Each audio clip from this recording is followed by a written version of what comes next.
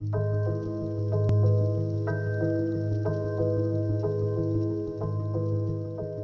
came around the corner, I was at the top of the stairs, and what I saw from at the top of the stairs was a man right here around the corner with his arm like this and a gun pointing up at me.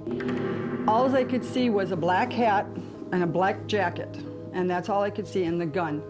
And I stood there thinking that this was the serial killer, and he's yelling at me, "Come down now, ma'am, come down right now."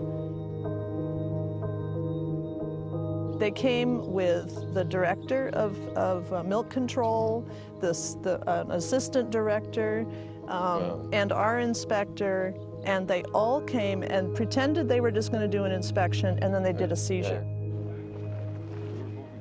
They showed up at 5:30 in the morning in the middle of a blizzard, and they had 42 armed federal agents and USDA officials, and they cleared out our entire barn. They took the sheep that we brought from Belgium and the Netherlands.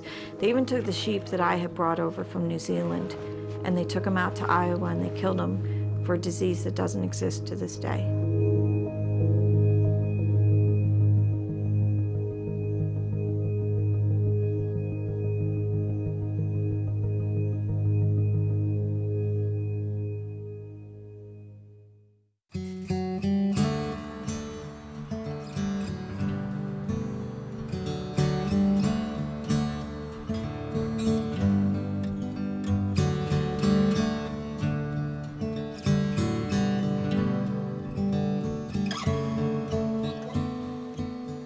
There are two competing food systems in America. First, you have the industrial system, factory farms and agribusiness. Then, there's the local system, consisting of small, sustainable farms and artisanal producers. Sadly, most food production laws are designed to support the industrial operations. And the current U.S. agricultural policies could potentially destroy our local food system. I'm Kristen Canty, mom of 4.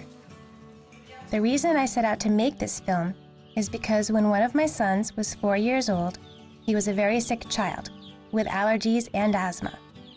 Conventional medicine wasn't helping him. So I did some research and found out raw milk could be a remedy. I gave my son raw milk, and his allergies completely disappeared. I had to go directly to a small farm to get our raw milk. And I started buying grass-fed meats, eggs, vegetables, and fruits from a number of small local farms. As I got to know these farmers, they told me they were encountering a variety of legal problems from both the state and federal authorities. I quickly realized that my ability to buy the healthy foods I want could be in jeopardy. The industrial food system is growing and becoming more powerful. But the small, independent food system is in danger of vanishing.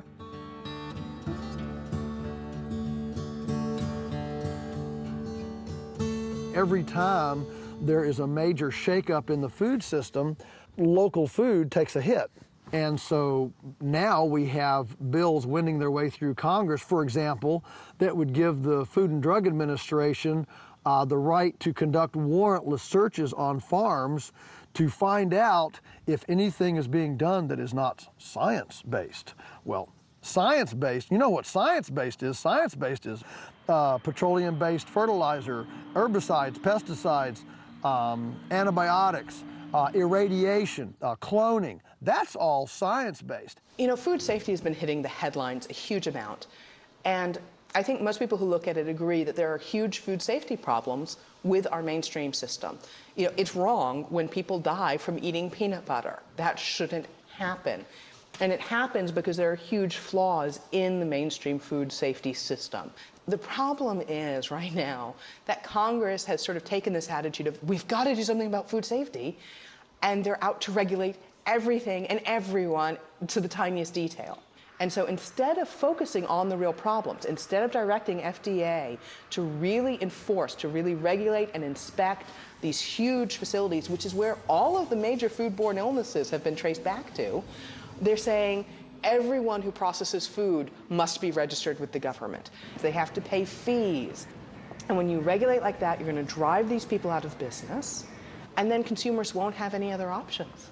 The only option consumers will be left with is the grocery store chains buying from these huge processing plants, which is where these problems keep getting traced back to. Our regulations are barking up the wrong tree. We absolutely have problems in this country around food safety and food security, but for regulators to prohibit small-scale, diversified production and processing of food when there's absolute evidence that that is the safest, most secure way for us to feed ourselves as a society, and to let huge corporations that are poisoning us scot-free is completely ridiculous. Now, I think somebody should have the choice, if they want to eat something that's bad for them. That's their choice, but I want to have the choice to eat something that I believe is good for me, and that belief comes from thousands and thousands of years of human experience. I sell a lot of leafy greens to gardeners, and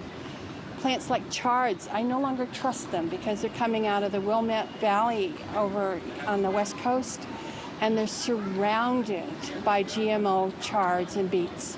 I think that government needs to step up to the plate and require that everything that has a GMO product in it, any kind of food, is labeled. And every single seed that goes out there has to be labeled that it's GMO-free. Government's not going to do it. It's not in their interests. Well, I think that there's a real struggle for the government to try and make a one-size-fits-all kind of approach to food safety, and that's just not going to work because, you know, we have like maybe 2% of the farms that are smaller, and it used to be only small farms. So there's got to be a way that we can protect biodiversity. We can show that sustainable farming is the only way forward. And so we need to be transitioning and thinking about protecting those farms and even growing those farms and bringing more farmers into the picture. The regulations for the little farm say it's one farmer. It takes as long to do all the paperwork as it does to do the farming. That's okay for a huge company that employs one person to do that all the time and then has a lot of other people working. But for one little farmer, he doesn't have time to farm because he's got to do all the paperwork. The federal government took hold of it and went, we've got to make sure it's even more burdensome for the small guy and nothing for the big guy, because that's what the federal government does. It takes care of the top of the pyramid. There is I believe, a misperception by many that local equals safe and large equals unsafe. I think that's wrong. I think we have got large people who are very safe and small local farmers who are very safe, and vice versa. So it's a mixture. And you can't simply write legislation that is going to apply to a multi-billion-dollar multinational company and expect it to fit to somebody who's a local farmer in Maryland or Massachusetts. It isn't going to work. I have to do so much paperwork in order to be certified organic. That's sort of okay, but it's 3 inches of stuff I have to submit in order to sell this stuff as certified organic. I don't resent being inspected. I resent the amount of work that I have to do. It's not productive. I would like to see chemical farmers have to go through this baloney and tell their customers what kind of chemicals they're using on their food that people are consuming. That's never going to happen. If you look at the statistics, there are many fewer small farms today than there were 40 or 50 years ago. So the government really has encouraged kind of factory farming, big ag. I think that the freedom to be able to eat what you want is absolutely critical, and part of it is the freedom to be able to get what you want, naturally grown foods that are organic, that are clean, and also knowing what you're getting. It is alarming these days to hear more and more about what's happening with farmers and certain restrictions, and they're running into trouble with the government when the people who are producing sort of the most unnatural processed foods are just running along producing all that stuff, whereas the people who are trying to do things, the most natural way, as it's been done for years, are all of a sudden running into all of these roadblocks. And to the extent that that makes it more difficult for us to get that product is really scary. It's scary and it's sad.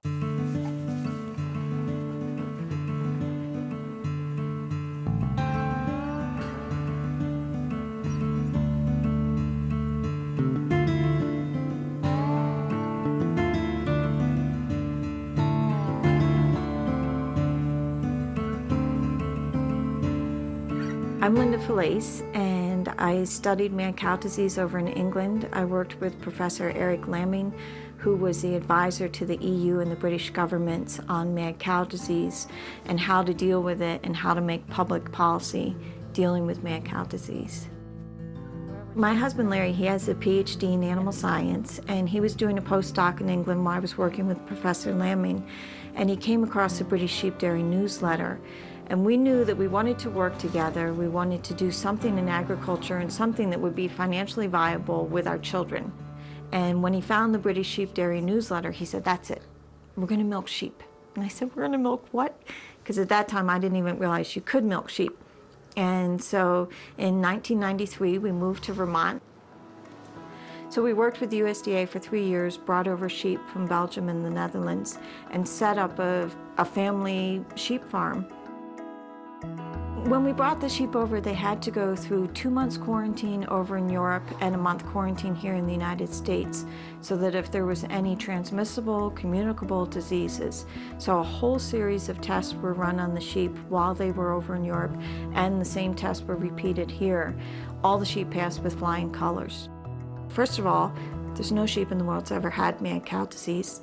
Second of all, we know what these animals ate, because the theory was that BSE, or mad cow disease, was transmitted through contaminated feed from ground up cattle being made into meat and bone meal, and then being put into cattle feed and into sheep feed. And we knew that none of the shepherds had ever used any feed that had any meat and bone meal. Plus, these animals were lambs when they came in, so most of the feed that they had eaten was their mother's milk. And USDA, they kept telling us that they wanted us to surrender the animals. And we were approaching it from a scientific way. And so USDA showed up at our farm and put the animals under a quarantine. And when Wayne Zelanga showed up, state vet for Vermont, showed up at our farm, he handed us the quarantine papers and he said, I don't mean this as a threat, but let me tell you, if you tell anybody about this, you go to the media, you get greedy, you ask for a bunch of money, we're going to put you out of business, and don't think we haven't done it before. When we were threatened, we went quiet for an entire year. We didn't tell anybody. We told my parents and Larry's parents, and that was it. So here we're part of this great organic group of farmers working together, and we're seeing them day to day, and we can't even tell them these sheep are being quarantined under fear of mad cow disease, and it was a really, really tough year. We brought over 3 European scientists, and we had a meeting down in Washington at USDA. So the 3 Europeans all presented their information, and they said, okay, this is what's going on in Europe. There's not a single sheep being killed under suspicion of mad cow disease. The flocks that the animals were imported from, they've all been continued to be surveilled. They're all perfectly healthy. Everything showing that our sheep were not at risk. And so then we opened up for questions, and it was silent. No one said anything. And finally, Linda Detweiler's boss, Alfonso Torres, said, look, I'm really sorry, but we're under political pressure, and you're going to have to surrender your animals.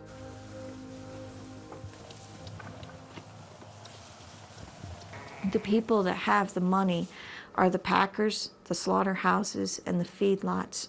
And that's who control the beef industry, and that's also who controls USDA. Because there's a whole revolving door of people that go from the pharmaceutical and the beef industries. They have positions there. They go into USDA. They get legislation passed or whatever their pet project is, and they just go back and forth working between the two. From a science perspective, from a medical perspective, mad cow disease doesn't infect sheep. Sometimes what happens with these situations is when federal authorities embark on a track, it's mighty difficult to turn it around, because we're not going to back off. We don't want to lose face. And much as we all like to think of food safety is based on science, and exclusively science, there's inevitably political overtones, there's social overtones, there's societal pressures on the way food safety is run, operated, and in the way that inevitably regulators are going to interact with with the companies that they regulate.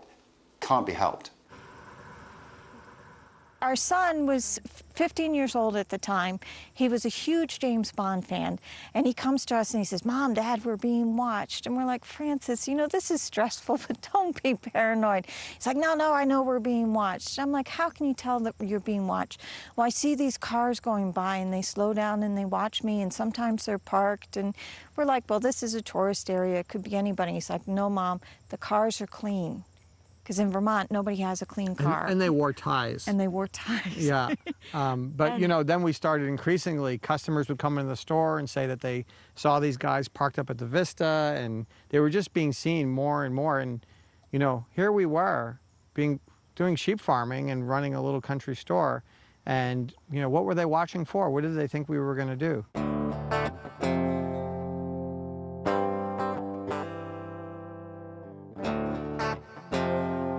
So when USDA was monitoring us, they spent over $1 million watching us.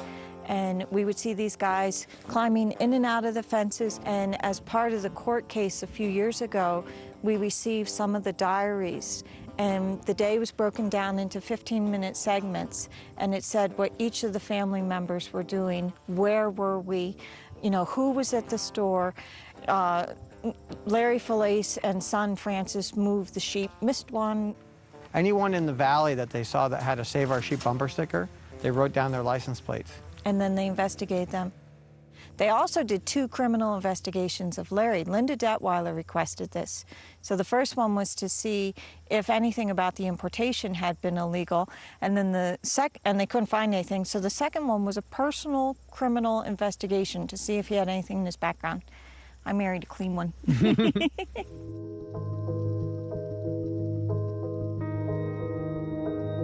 We took USDA to court to stop them from seizing our sheep, and 17 days before our appeals court hearing, they showed up at 5:30 in the morning in the middle of a blizzard, and they had 42 armed federal agents and USDA officials, and they cleared out our entire barn. They took the sheep that we brought from Belgium and the Netherlands. They even took the sheep that I had brought over from New Zealand, and they took them out to Iowa and they killed them for a disease that doesn't exist to this day.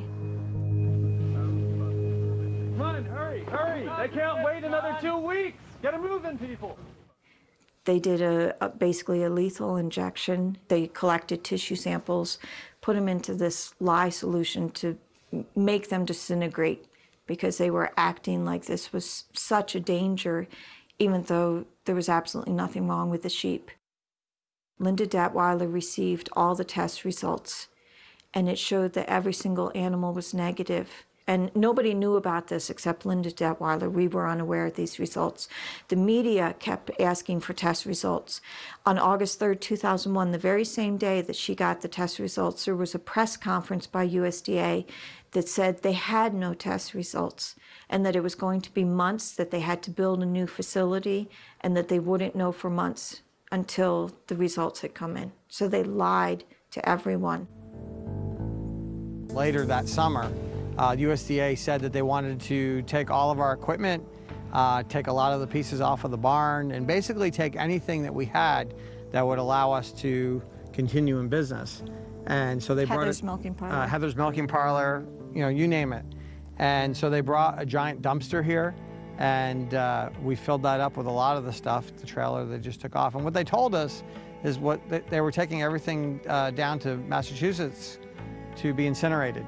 And they were also taking the hay that we were producing off the land and saying that that was dangerous as well, and they needed to take that away and have that incinerated. Well, and that went on for a couple months. Yeah, and I became really suspicious about that. So one day they came to get a load of the hay, and I decided to follow the truck.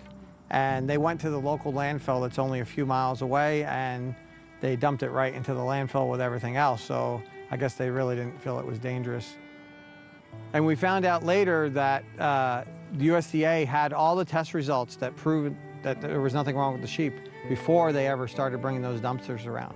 So they had all the evidence to show there was no danger whatsoever, as we all knew from the beginning, but they had the evidence, and yet they spent all this money and created this facade of doing these things for public safety, and all they were doing is dumping things in the local landfill and wasting more resources. When we were trying to get compensation, they waited till 18 months after the animals had been taken, and it cost us $5,000 a head to bring the animals in. They gave us a check that was $1,300 per animal. And we said, why the discrepancy? Why didn't you pay us at least what you paid these other people? And they said, well, you chose to fight. USDA likes to instill fear. And so by giving people a gag order or telling them they can't talk about it, that makes it so that they feel that they can control it better. I knew we would win eventually. I didn't know if we could save the sheep, and we didn't do that. But to be able to show that the whole thing was a complete fraud and premeditated and done on behalf of USDA's agribusiness sponsors and not for human health as they pretended it to be. And I know that I personally have lost all faith in agriculture within this country. This is one that Francis wrote. And it says, for me, the farm provides a sense of belonging and pride. The farm has allowed me to become much more responsible and active. Yeah, things are busy on the farm, but it's a good type of busy. It helps to make me more organized and prepared. I can do a lot of things outside the farm, but I've learned to fit it in, and I think so far I've done a good job.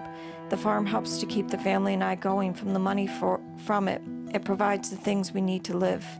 My parents used to have a job outside of the house before we had a farm, but I like the farm because it allows me to be with my parents. And so each of the children, Francis was 14 at the time, and Jackie was 11, and you know, Jackie was particularly connected with the sheep, so she says about, at first all the sheep, especially Ukefester, were very skittish, but eventually all the sheep got used to having me and my family around. Now they're so close to me. They're like little brothers and sisters.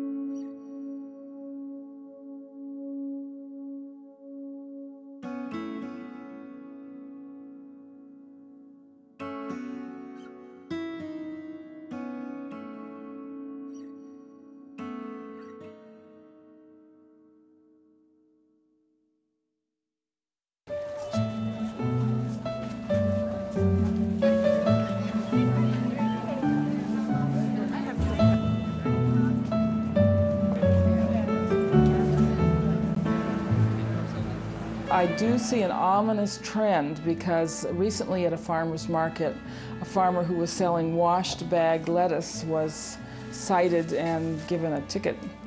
And they said this is a processed food. They're actually going onto the farm and telling farmers how to grow things. So if there's a leafy greens problem because a huge processing plant is bagging leafy greens and shipping it all over the country, all of a sudden your local farmer who's growing leafy greens for their CSA or growing leafy greens for the farmer's market are going to be subject to growing and harvesting standards created by federal bureaucrats who frankly get all of their information just about from large industrial conventional agriculture. One of the problems that small farmers have is expense. There isn't a lot of government infrastructure that supports how hard it is to be a small farm. And that's something that perhaps has always been true, but increasingly since the 50s, we've watched it really eat away at a lot of the land that we have that's being very well curated by small farmers and organic farmers. As farms like ours resonate with patrons who are yearning in their soul and their bodies are craving for real food, and they eat this food and realize, wow, this is actually food that I can pronounce what's on the label and that I can actually make in my kitchen. You know, that's a pretty amazing thing that now 95% of what Americans eat you can't pronounce and you can't make it in your kitchen. Real food like butter, like real milk, like eggs, have been made the devil in the world of food, to the point where people are afraid to eat real food. And unfortunately, the result of that is 72% of the country is obese or overweight. We have heart disease, cancer, and diabetes rates at all-time highs. And every year, it's getting worse. We should be able to eat and drink whatever we choose to and feed that to our family.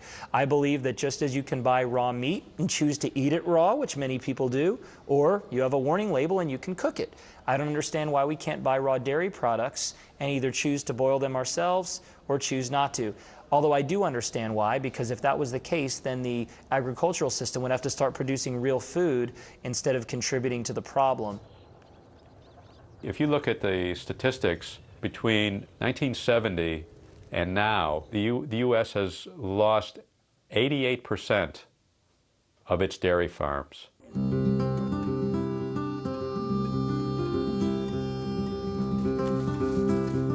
More than any other single food, raw milk is what draws the consumer to the farm. Once they get there, they might buy meat, poultry, produce, but raw milk is what initially causes them to set food on the farm. You know, there's a urban legend going around about raw milk is not good for you, it's dangerous. You know, I wouldn't be here if it weren't for raw milk, because all of my ancestors had nothing but raw milk.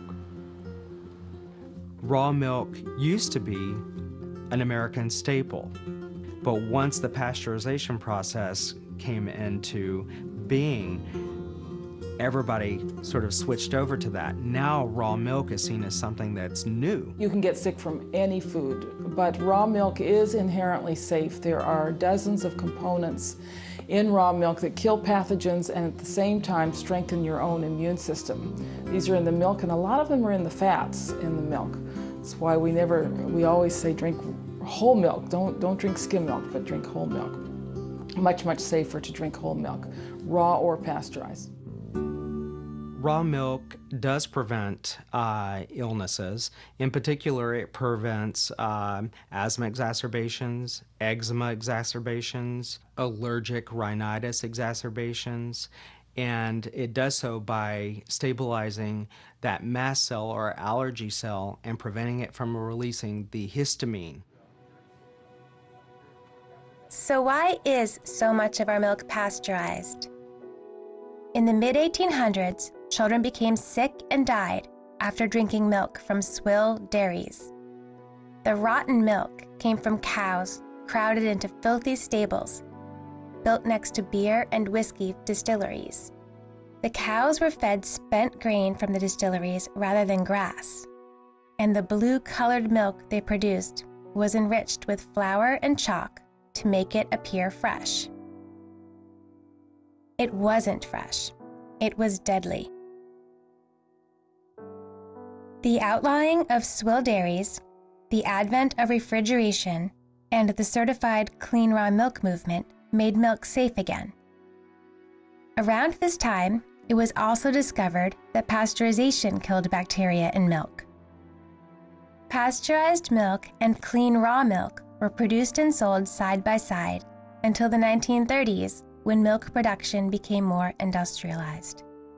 And state governments supported the move towards pasteurization and passed laws making it harder to get raw milk. Over time, consumers accepted this move to pasteurized milk, and the health benefits of fresh, raw milk were largely forgotten. Even though raw milk's health benefits are widely accepted as scientifically proven, state and federal health officials warn that it is too dangerous to drink. Our bodies nowadays are more used to a lower bacteria count. There will be lots of problems if you have raw milk. It is essentially better for you because if you just alone look at the enzymes and vitamins and nutrients in it. But the pasteurization is a safeguard. Raw milk is whatever comes out of the cow. If it's very clean, it's a great product. If it's not, people are going to get sick. It's too dangerous to really do that without a pasteurization. Raw milk, yeah, it's got microbes in it.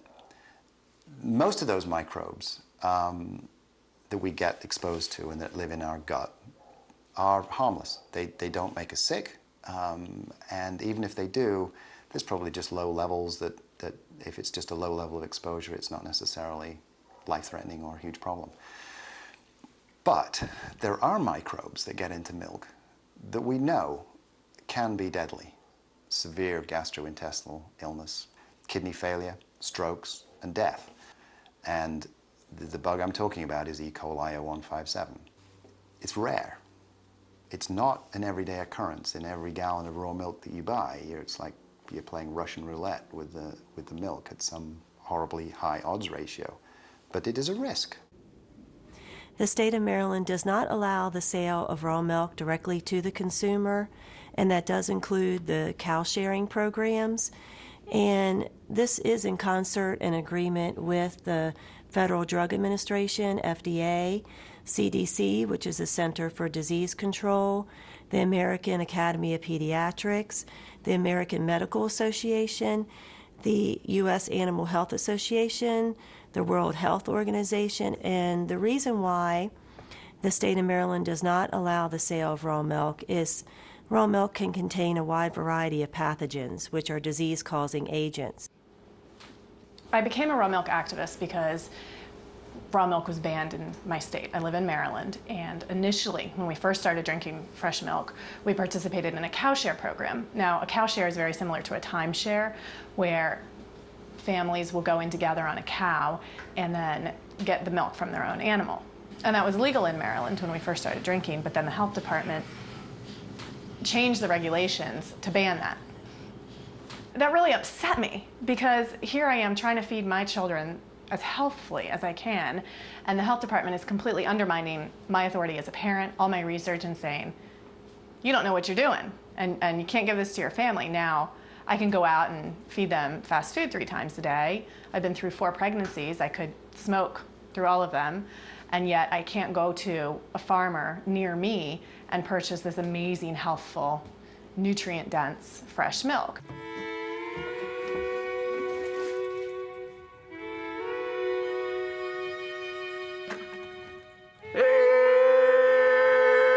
Cows. Come on, cows. Come on, girls. Let's go. Hey, you cows.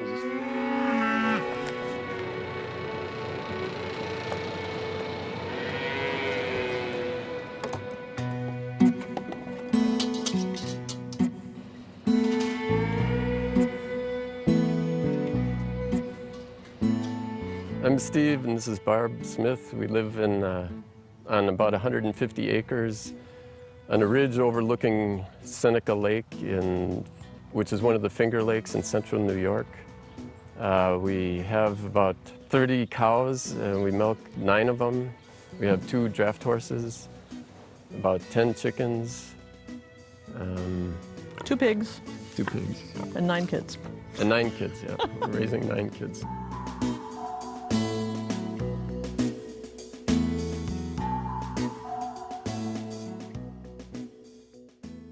We decided to form a community-supported dairy where we would have a small herd of cows and milk it, and then distribute that milk to the members of this group. We did that, and we had 100 members or so, but Ag and Markets did not like that. They came and inspected us with several warrants. They tried to get us for contempt of court. They did several court actions to stop us from milking cows and distributing milk privately to members of our community-supported dairy. The state of New York started to escalate enforcement actions against the Smiths. First, they would send in inspectors to the Smiths farm and say, you need a permit for what you're doing, and the Smiths would say, no, we don't need a permit.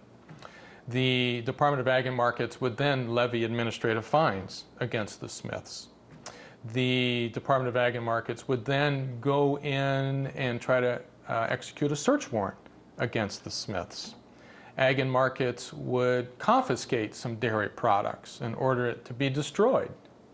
So they escalated these enforcement actions against the Smiths over the course of about a year. Ag and Markets is the Department of Agriculture and Markets in New York State. That's what they call it. It's a different name in each state.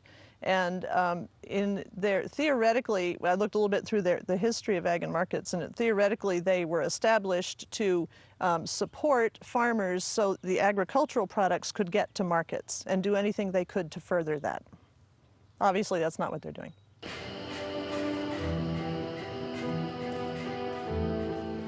The ag and markets kept saying, we have to inspect one more time, we have to. And so finally Gary thought, well, all right, we'll give them one more inspection. They came with the director of milk control, the assistant director, and our inspector, and they all came and pretended they were just going to do an inspection, and then they did a seizure.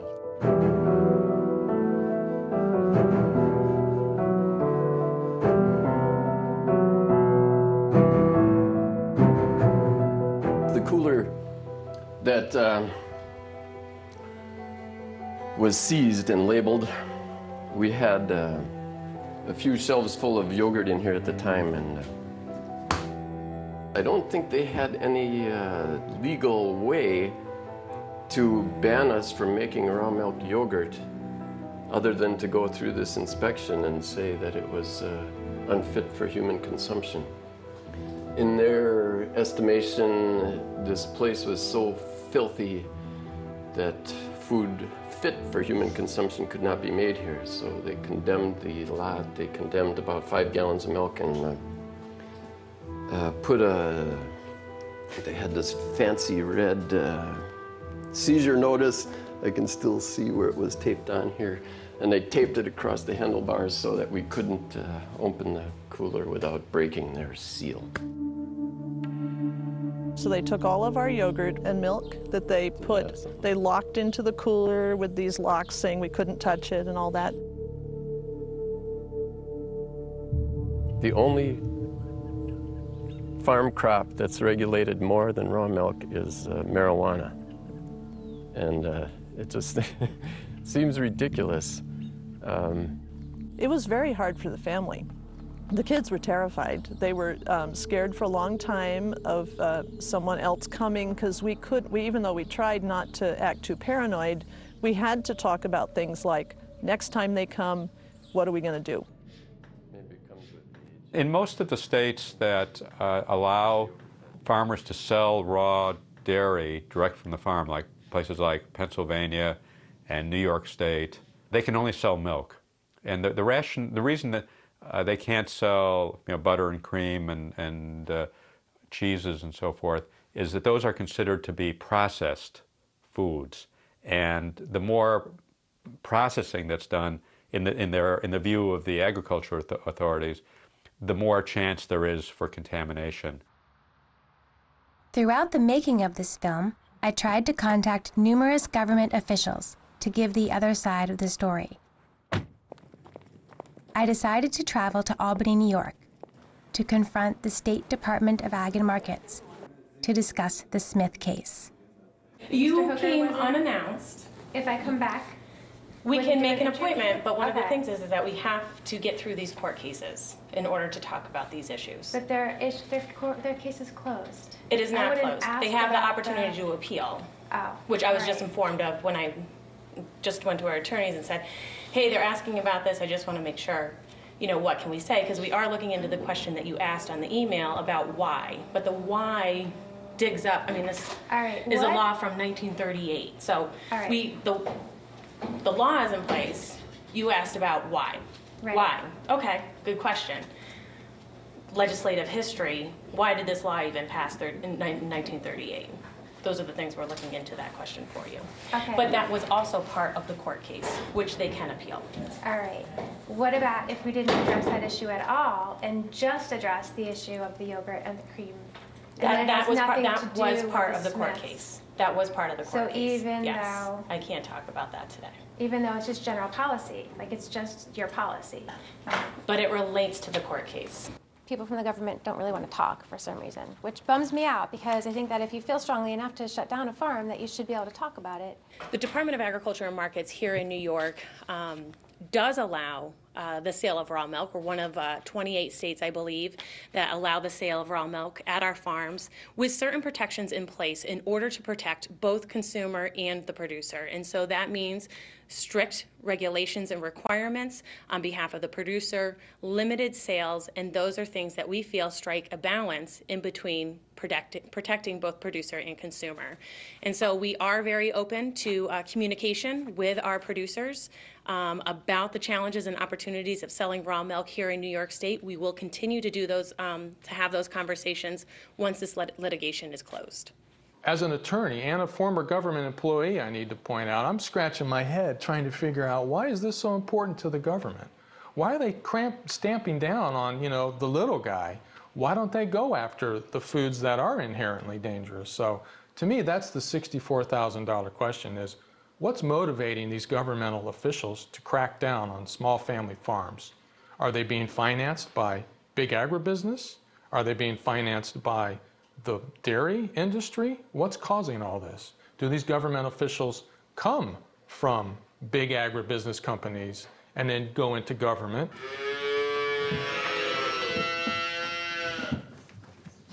Because we live near Ithaca and Cornell is the big employer down there, a majority of our members are somehow connected with Cornell. A lot of them are in the sciences. These are all very educated people who, they're not people who don't know the difference between raw milk and pasteurized. They're making very deliberate decisions to drink raw milk. So it's kind of funny because I think about taking them all to the judge and saying, would you all stand up and introduce yourselves? And that case is still on appeal, and we hope that some judge will be able to decide that this is a legal private enterprise.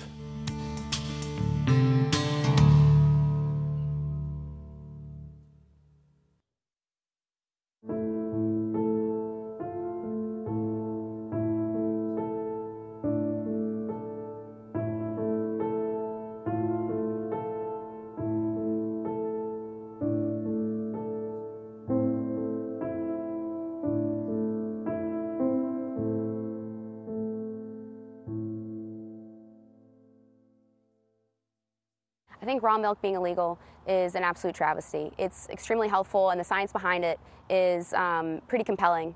And I think that what we need more of in this country, and I think what we can all agree upon, is the ability to make choices for ourselves, choices for our family, and everything else. I think that's what makes it so great. The public health establishment should do a lot more to educate dairy farmers on how to produce raw milk safely, so that consumers that want to obtain raw milk can obtain it, and those who don't want to obtain raw milk don't have to buy it. Raw milk is regulated on the state level, and that's why we see such a hodgepodge of laws regarding raw milk. In some states like California, you can buy raw milk in stores.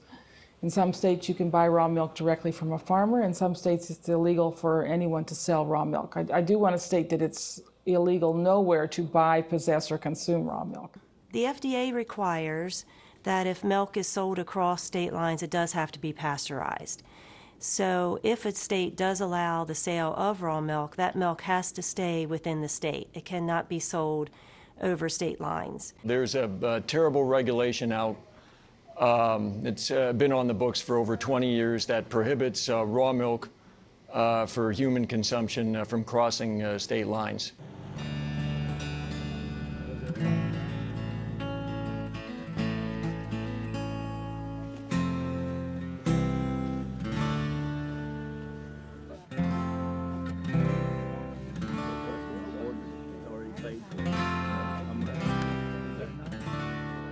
My name is Eric Wagoner. I'm the market manager for Athens Locally Grown, and everybody shows up at one spot in Athens on a Thursday afternoon to meet the produce from the growers to the customers.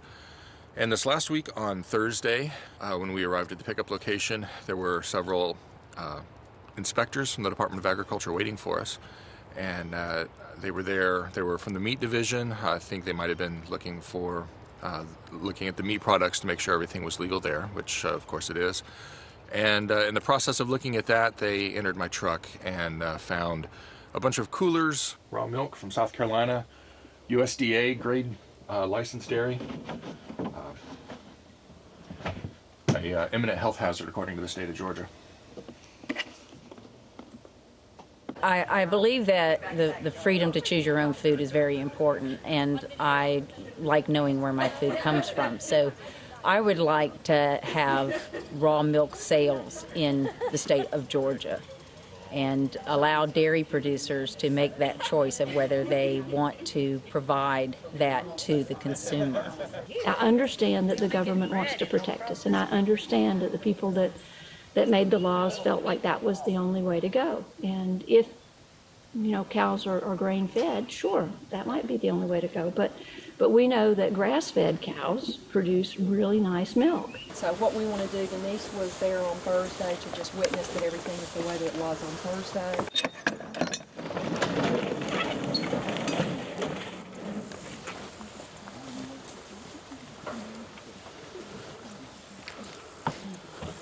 In the gray hair is Peggy. She's the director of the dairy division. And the lady in the blue jean jacket is from the FDA. She's federal agent. And the tall gal in black is state dairy, meat inspector. So you just want me to haul it out and pour it out? Yes, please. So can we get our milk? I mean, it's my milk on that truck. No, ma'am. It's got to be destroyed. But I paid for it. I think people can pour out their own gallons if they want to. As long as it's poured out, you can hold it and pour it out. Mine was actually technically already paid for. Eric, does the milk go all the way back on the It goes all the way back, yeah. It's what I use for my cornbread. It's what I use for making my cheese, cottage cheese, my butter.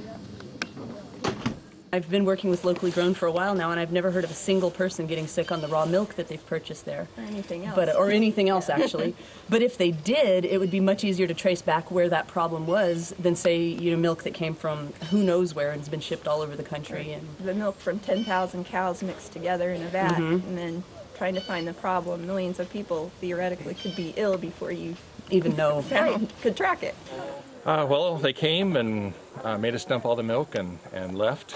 And they were very, very clear that there's absolutely no wiggle room, that federal law prohibits someone from crossing state lines, buying milk from a dairy, and bringing it back for their own personal use in their own home. So I'm not sure where we go from here. There's a lot of questions still up in the air. Some folks that own the milk that was on this truck are wondering how it was they were able to search and seize without warrants. So that might need to be resolved. And the other issue of how they have jurisdiction at all if somebody were to go and buy it for their own personal use in their own home. You can't get angry about it. You have to understand what it is, what it is. This is their way of doing business. They'll degrade anybody they possibly can. They'll ruin anybody they possibly can to keep an agenda of where everybody's at in the narrow parallels, and don't you dare get outside the line.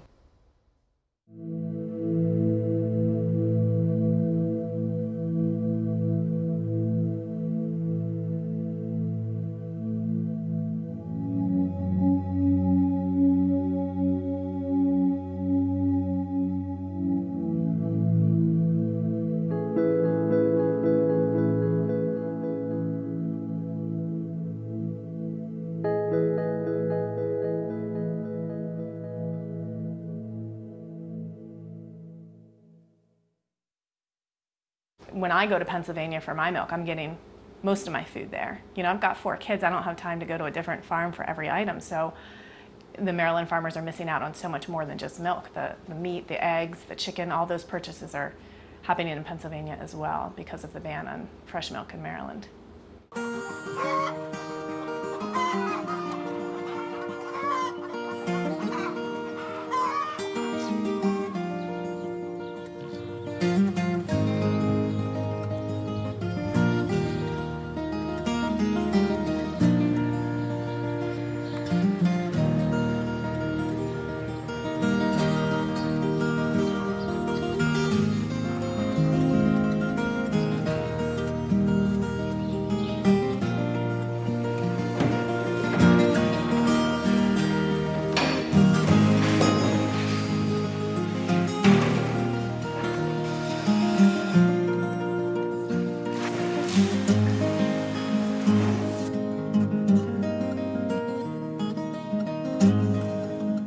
Mark Nolt is a Mennonite farmer living in Pennsylvania.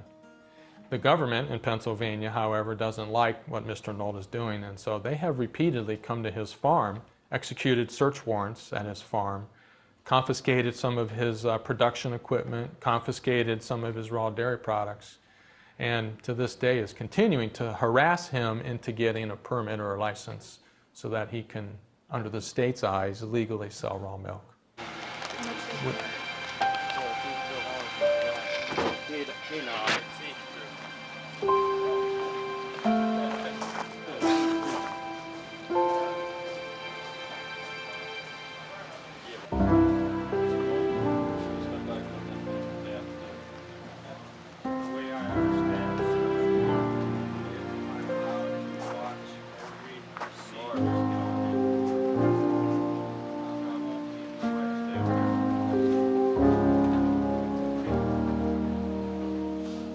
He had actually asked the Department of Agriculture, could he sell raw milk direct without a permit? And the man in charge at that time said, you can. There is no law that says you have to have a permit if you're selling privately, directly. Well, someone new came into the Department of Agriculture, and he would never answer this farmer's question, but his reply came in the form of 3 raids on this farm.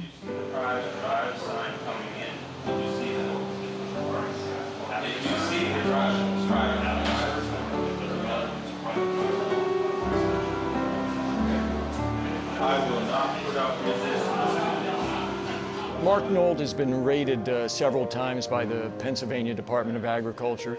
I think it's just an attempt to send a message to other farmers. I mean, there are a number of other farmers who were selling raw milk without permits in that state.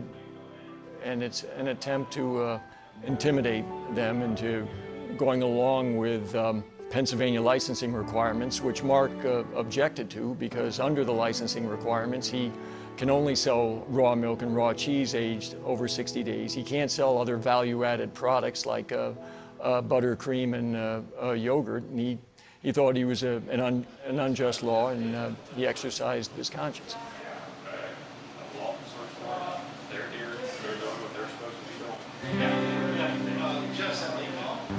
And in all, I think they took about $65,000 worth of food and equipment.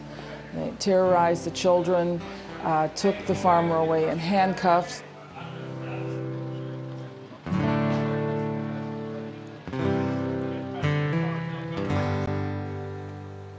Both the PDA and the FDA say that Mark refused to answer the citations that they served on him, and so they had no choice in their view except to go and actually arrest him, bring him in, and serve him with the citations, and in that way.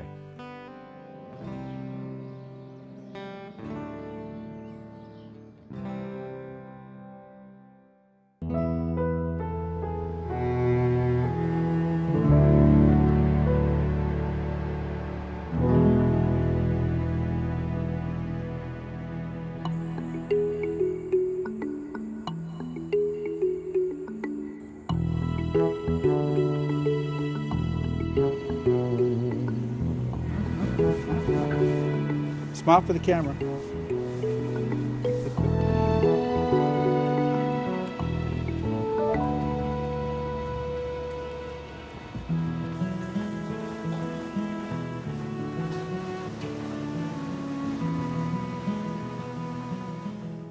My name is Mark McAfee. I'm the founder of Organic Pastures Dairy, and we have been selling and distributing a wide variety of organic raw dairy products that are grass-fed here in California for the last 9 years or so. From our dairy here on 405 acres of the wonderful fertile ground in San Joaquin Valley, all certified organic with about 400 cows. The interesting thing is it's the entire food chain we manage, all the way from the earthworms in the dirt, the grass, the cows, the milking of the cows, the quality assurance of the milking of the cows, all the way through the cold chain, the creamery, the bottling, the business end of it, the distribution, the relationships with stores, the relationships with consumers, most importantly. I, who had not consumed milk in probably 30 years because it just gave me stomach cramps, I drink it every day now. It's just amazing. It's just amazing stuff. Used to be there was only one kind of milk, it was just milk. Nobody really thought about it. As people are learning that there's a difference and are beginning to ask what the difference is, the market has been expanding rapidly. I've been buying raw milk here at the farmer's market for about 6 months now. My main reason for purchasing it is the ethical treatment of the cows that it comes from. I know they're pastured cows. They're not locked in pens where they're milked daily and fed hormones or antibiotics. And so that's my reason for purchasing it, for the main point. But I wasn't sure how exactly. Well, if you were drinking a pasteurized dairy product, we know that but pasteurized milk is missing its complementary bacteria and its enzymes, which inhibit pathogen development. So if it gets in to the pasteurized milk afterwards, the listeria gets in, you've got a real problem. And the FDA doesn't seem to think that that's a big thing, because their response to that was not a big shutdown, not a big fine, not a big any media thing. It was just a whatever and go on. And we see this time and time and time again, that it's okay to kill people, but boy, you even come close to sniffing with raw milk and hang them high.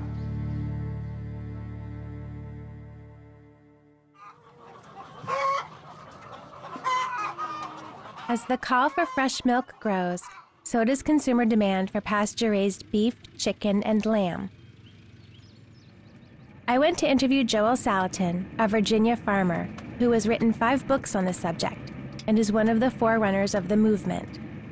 I'm Joel Salatin, co-owner of Polyface Farms here in the Shenandoah Valley of Virginia.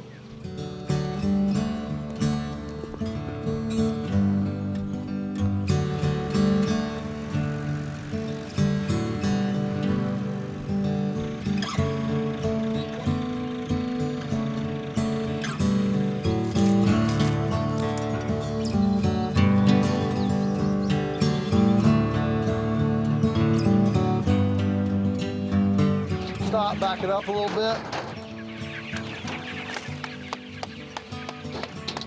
Back it up a little bit. Okay. That gives them time to catch up with what you're doing. Okay. So right here is where they were yesterday, and you can see, the manure that they've done. They've grazed it. They've eaten a lot of the grass, but they've dumped their manure, and then the shelter gets moved every morning to another spot then that's fresh. Hey birdies. That's fresh and new, no manure, fresh grass, fresh clover, what we call a fresh salad bar, and the birds then are able to stay ahead of their manure, ahead of their excrement. They get their diapers cleaned every day, their linens cleaned, and they get this fresh salad bar every single day. So it's a very hygienic, sanitary way. And then, of course, the manure goes into the ground. And if you just pivot around, you can look right down here. You can count back 1, 2. Here's 3 days. Okay, 3, 4. Here's 5. The manure is already, stimulating the grass growth, and you've got new growth. In confinement animal factory operations, CAFOs, these birds, of course, number one, they'd be in a great big confinement house, 15,000 birds, a house that's the size of a football field and a half. And of course, they would have to bring in wood shavings for a little bit of bedding, not much, just very little. And then you've got all this manure that builds up. And of course, the chickens are in their own manure all the time, in their own excrement. They stay there their whole lives. That manure vaporizes, so they're breathing in, fecal particulate dust their whole lives, which makes abrasions in their mucous membranes of their respiratory system. That's why the industry has to give them antibiotics to deal with the abscesses and the lesions that are created in the mucous membranes from breathing in the fecal particulate dust all the time. And of course, then when you're done, eventually you have to go in and you have to clean out all that litter and the manure. So there's a mechanical in with energy, a mechanical out with energy. And of course, all the time the birds are in a very unhealthy environment. So, energy doesn't win, the farmer doesn't win, the birds don't win, the eater doesn't win. Nobody wins in that system. You don't have to be a rocket scientist to just look at this and say, you know what, this is the way it ought to be. And one of the things I think it's important to understand here is it's beautiful. And good food production should be aesthetically and aromatically, sensually romantic. Whatever type of meat you eat, you want the grass-based meats, because when you raise animals on grass, you maximize the levels of the fat-soluble activators, vitamins A, D, and K. One thing that ours have is conjugated linoleic acid. They have 300% more riboflavin. They have polyunsaturated fat.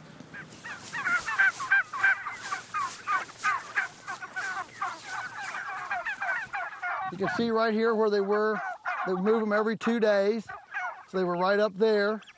So then we take that fence up, we set it up down here, and then move them.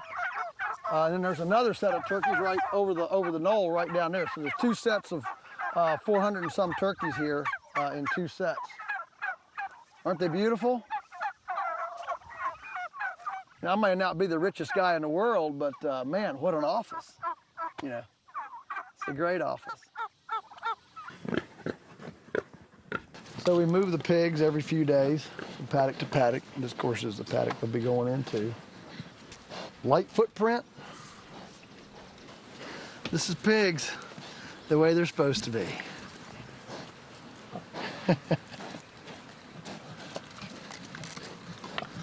Years ago, every farm around here cured its own pork, its own hams. Virginia hams, cured pork. That was the thing that this area was known for. And all of us did it. But now you can only sell it if it's cured in a federal inspected facility, which means we have to go from our federal inspected facility to another federal inspected facility to get it cured, and then re-import it to the farm. And what that means is that circuitous route and the processing cost that they charge us, even at $9 a pound, we don't make a penny on bacon because it's all eaten up in this regulated processing. So, people talk about, your food is expensive, or, they try to paint us as an elitist niche market because our food is higher priced. Most of the time, this higher pricing has nothing to do with production.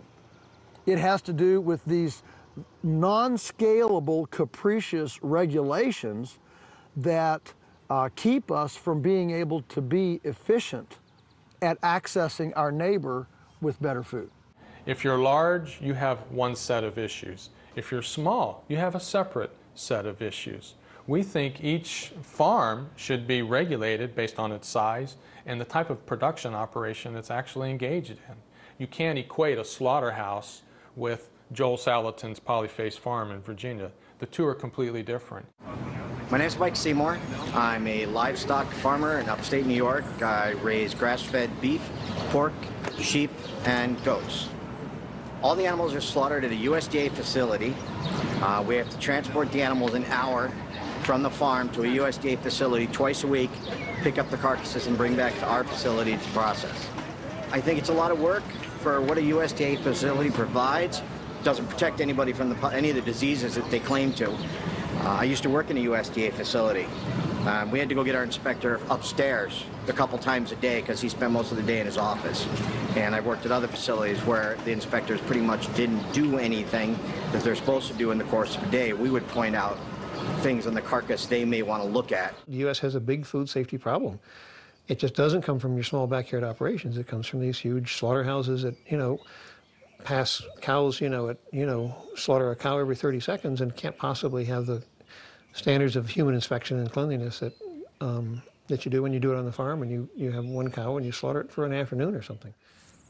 There's a desire on the part of the public to have grass-fed meats. We know that they're a lot healthier, and they don't have all the antibiotics and toxins in them, but the big challenge for the farmer is getting these to market.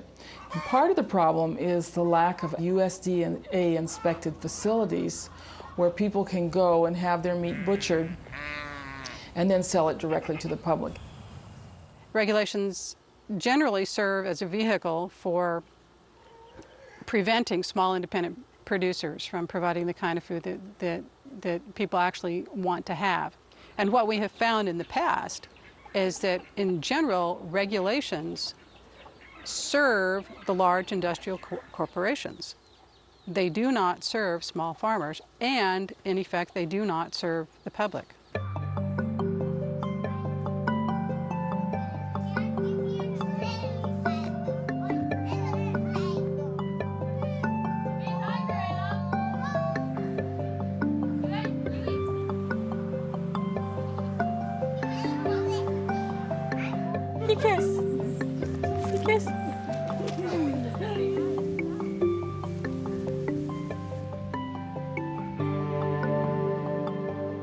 I'm Jackie Stowers. I run Man Store House. It's a members-only co-op. In our co-op, you can order organic foods, that we actually go to farmers and bring back for people. Foods like eggs, we do chickens, meat, milk, different cheeses. This is the room where the members come and they pick up what products they come for. We put it all together for 1 or 2 days for them to all come and pick up in those 1 or 2 days. When you're here on a busy day, this whole room is packed, and some of us are in the back weighing and boxing things up, and then some of us are front talking to people to keep them, keep all of us talking while we're waiting to get orders together. Our co-op has about 100, 120 members. Yeah, the Stowers case to me just seems about control. I mean, you have this private cooperative, no complaints to the public health department about them. The Stowers contention, the contention of many others operating similar type cooperatives, is that this is a private contractual arrangement. These are not sales to members of the public, and there should not be state regulation. We had just got done probably with the most busiest time of the year for us. The week before was Thanksgiving. From where I was upstairs, I only heard the dog barking, but there was a knock on our door, and Katie went to answer, and she was handed a warrant and then, moved to the side, and they came in.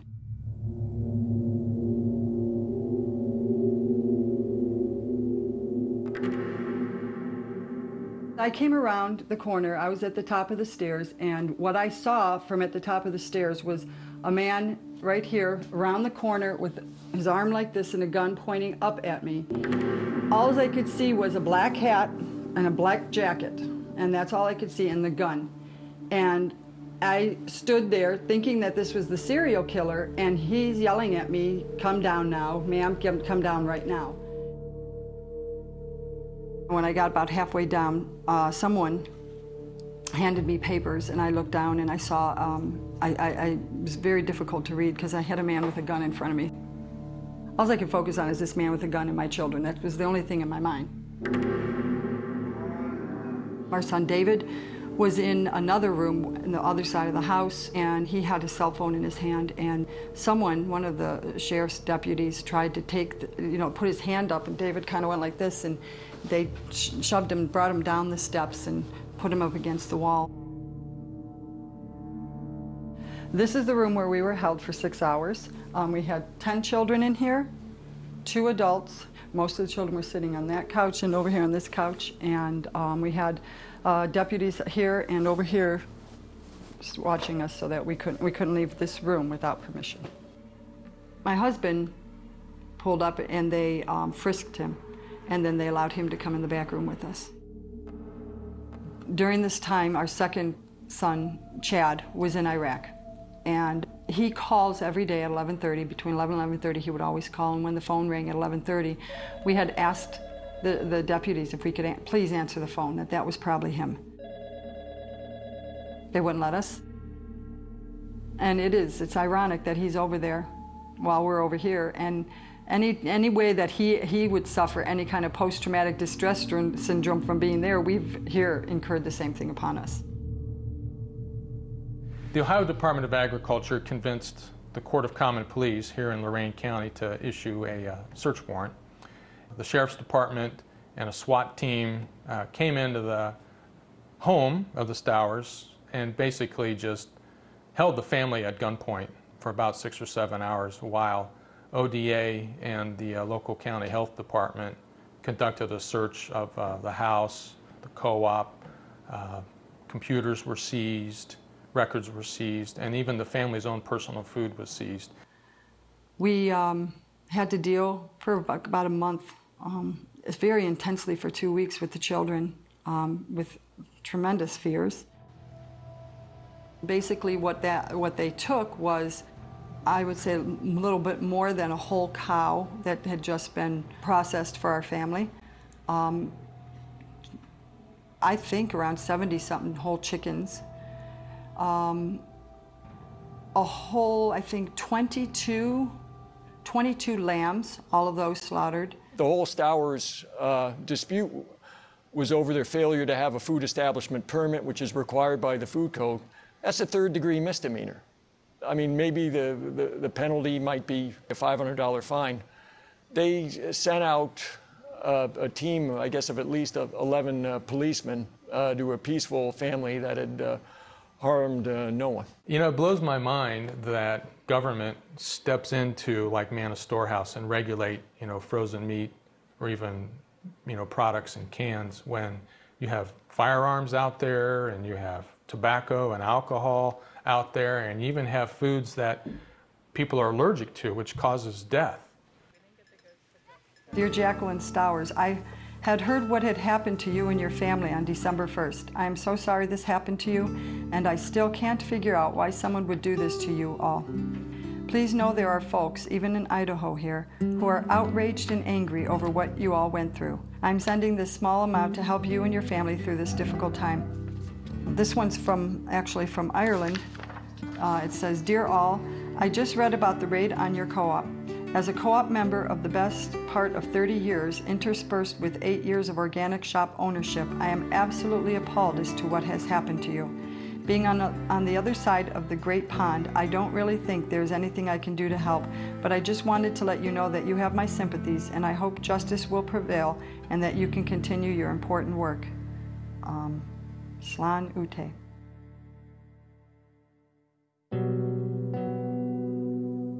The Stowers case continues to be litigated.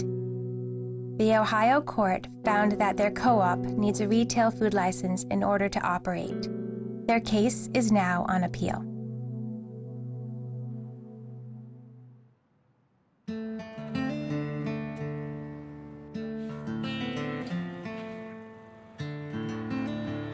Rawsome Foods originally started in a garage. It's been in business for about 12 years. We are a private membership club that doesn't serve the public. On June 30th, there was a knock at the back gate. I wasn't here at that moment. And it was a SWAT-type team raid, which included the FBI, the FDA, the CDFA, and the health department, along with half a dozen sheriffs. We were setting up shop in the morning like we usually do around 6, and I believe around 7 we got a knock at the back gate, and there was police back there with a search warrant. They said, we have a search warrant for the place, please stand up against the fence, and they frisked all of us. I think there was about 4 or 5 staff members, and they were all moved to the back of the property the minute that they came in, and then they drew their guns, went down the property, and of course you can see on our video surveillance system that they were very serious about the guns being drawn. On the search warrant, it basically is alluding to a felony in progress here, and I'd like to know, first of all, what felony, and second of all, in order to authorize a search warrant, you need somebody that's complained or somebody that was irreparably harmed, and those pages of the search warrant are missing. They came in and they were here for over 5.5 hours. And one of the things that we find interesting is that their search warrant authorizes the taking of vials of samples, of which of course would fit in a soft-sided cooler that you would carry under your arm. And they came armed with 17 of their own large coolers and basically took thousands and thousands of dollars worth of product that weren't even named on the search warrant. The search warrant named both Sharon Palmer and Healthy Family Farms and Rossum Foods and James Stewart. That's on the search warrant. And Sharon was raided 20 minutes before we were on the same morning, June the 30th. We were just recently raided again for the third time, 6:30 in the morning. Knock on the door, and my kids again ousted from their beds, and more humiliation. And they came with Los Angeles County Sheriff's Department, Los Angeles County District Attorney, Ventura County Sheriffs, CDFA, which is California Department of Food and Agricultural, Environmental Health from Ventura County, Building and Safety from Ventura County, CSI, and all kinds of sheriffs, and wearing their flak bulletproof jackets. And there was probably 40 to 50 people here, just searching the farm, refusing to acknowledge that I was under supervision of California Department of Food and Agriculture and was not selling raw milk. The only milk that has ever left our farm was milk that was provided to a co-op in Santa Monica in California, and that's a co-op called Rossum Foods. And they own 40 goats, and I had made an arrangement with them. It would help paying the bills and whatnot, that if they bought the goats, that we would milk them, and they would come up every week and pick up their milk. And they gave us, they paid us to make their cheese or their yogurt, and they would come up every Tuesday and pick up their cheese and yogurt. We've been processing food and eggs and cheese for now 9 years, and very, very, very happy customers, and no one has ever been sick, or we've never had a problem nor a complaint. And we have a lot of really happy people who depend on the farm for fresh, locally grown and organic food. The feelings that come over you first are disbelief. You grow up in a world where police and sheriff and law enforcement are good. And you watch the news every day and you read these stories and you say, oh, that person has to be an awful person to be raided or arrested. And then you're in those shoes and you sit back and you see yourself and you say, you work 12 to 14 hours a day. You take care of animals, you take care of kids, you raise food, you do everything as best you can, and law enforcement has the right to come in and publicly humiliate you, ruin your business, take away all of your livelihood for a fact-finding mission. There we go. Good girl. In order to get a certified organic dairy, all of your animals have to be raised from the second day of life on your property. And everybody here, myself and my kids, have raised every animal here and bottle fed them. And so I was afraid that they would take all the dairy goats. So we found a farm in Northern California, and we just moved all of our dairy goats up there. And so now the dairy's empty, and all we have is some of the pregnant mommies left and our babies. Why all of this happens and why they spend millions and millions of dollars raiding a small farmer in Ventura County for the fear of me maybe at one point selling raw milk. I say come here for a week or two and have a chat with the mothers and the children and everybody else who's been eating these foods for decades, and see that you've been misinformed about what you think is harmful. It's not only not harmful, it's beneficial.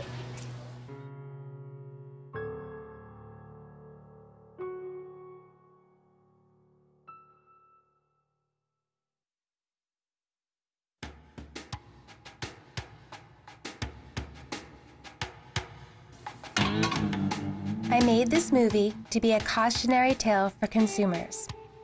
Our freedom to choose the healthy food we want to eat is in danger. Our government needs to stop harassing small farmers, small processors, and food buying clubs. We need to encourage farmers to produce safe meats, vegetables, fruits, and dairy products. And the public health establishment should support farmers' efforts to get these nutrient-dense foods to accessible markets. If I had one thing to say to the USDA and the FDA, I guess my question would be, why do you hate freedom so much? Why? What is it about freedom? Whether it's a consumer's freedom to choose the food that they want to drink, whether it's me as a farmer choosing the customer who wants to buy my product, or how I want to make my product. What is it about freedom that is so horrendous to you that you are willing to take my property, take my life, take my customers, take my animals, take my land, that you're willing to do this in order for me to not have the freedom to even sell a pork chop to my neighbor? It needs to be our choice what we eat and how to take care of ourselves. We get enough media blitz, we get enough bombardment with advertising, $10 billion a year for our kids to eat junk food. We have to listen to all of that. Why shouldn't our voice be heard? And if we choose to not go with the flow, if we choose to go against the grain, unless it's sprouted, that is, we should be able to. And so it's not as much I want to say that the health organizations, Food and Drug Administration, USDA, need to go fly a kite. What I believe is we need to have the rights we've been given as Americans, and we need to be able to have the right to choose healthy foods. Food is the underlying way we're supposed to stay healthy. It's not visiting the doctor more often to get more and more drugs, which have terrible side effects many times. It's about eating whole, unprocessed foods. That's what we've done for hundreds of thousands of years, very successfully. And we've somehow had a detour in the last 70, 80 years and lost the fermented foods and lost the whole foods and looked for that long, extended shelf life dead food in our food paradigm, which is horrible for what we are as bacteriosapiens. We need the bacteria, we need the enzymes, we need the wholeness of our foods to be healthy. Consumers have a fundamental, inalienable right to produce and consume food of their own choice. And a consumer has a fundamental right to enter into a one-on-one contract with a farmer or even an agricultural producer to obtain the food that the consumer wants. Big companies aren't capitalists. They don't believe in free markets as much as small farmers and small business people do, because they're competitive and they work hard. But the only way we can get this change is the people have to become so outraged that they get the attention of Congress. And when Congress hears about it, if it's in their interest because they like their job, and if they know that it might hurt the voting record, and then they'll pay attention. There aren't a lot of advocates right now for sustainable farming and organic farmers within our government. And I'm hoping that the public pressure and the support of local foods is starting to push change, because we're really messing up our environment. And small farmers do a lot to support the land that we have and keep it clean. Intelligent people in this country are coming to second guess our farming and agricultural policies and saying, wait a minute, we may have been able to produce a lot of cheap food by this system, but was that healthy food? Some terrible things are happening out there. Fortunately, we do have good legal help now, and we have the internet, and we have ways of publicizing these things. But it's America, wake up. I mean, these things are starting to happen, and if we don't have a huge outcry, it will continue to happen.